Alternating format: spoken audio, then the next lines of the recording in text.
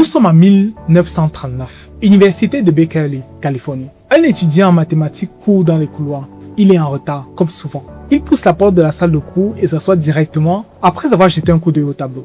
2 problèmes y sont écrits. Il note les énoncés en vitesse en supposant qu'il s'agit des devoirs de la semaine. Les problèmes lui semblent difficiles, beaucoup plus difficiles que d'habitude. Mais à son retour chez lui, il va travailler dessus pendant plusieurs jours, plusieurs nuits. Et quelques semaines plus tard, il glisse ses solutions sous le bureau de son professeur. Cet étudiant, c'est George Dantzig, l'homme qui ne savait pas que c'était impossible. En fait, ce que George ne savait pas, c'est que les 2 problèmes qui étaient inscrits au tableau n'étaient pas des devoirs. C'était 2 théorèmes statistiques réputés insolubles depuis des décennies. Des problèmes que les plus grands mathématiciens de l'époque avaient tenté de résoudre sans succès. Son professeur, le docteur Neumann, a découvert avec stupéfaction que Dantzig avait résolu le problème. Le professeur a pris plusieurs semaines pour vérifier les calculs avant de pouvoir croire que c'était réel. En fait, Dantzig venait de résoudre 2 problèmes redoutables. Non pas parce qu'il était un génie isolé, mais parce qu'il ne savait pas que c'était impossible. L'ignorance de l'impossibilité fut son plus grand avantage.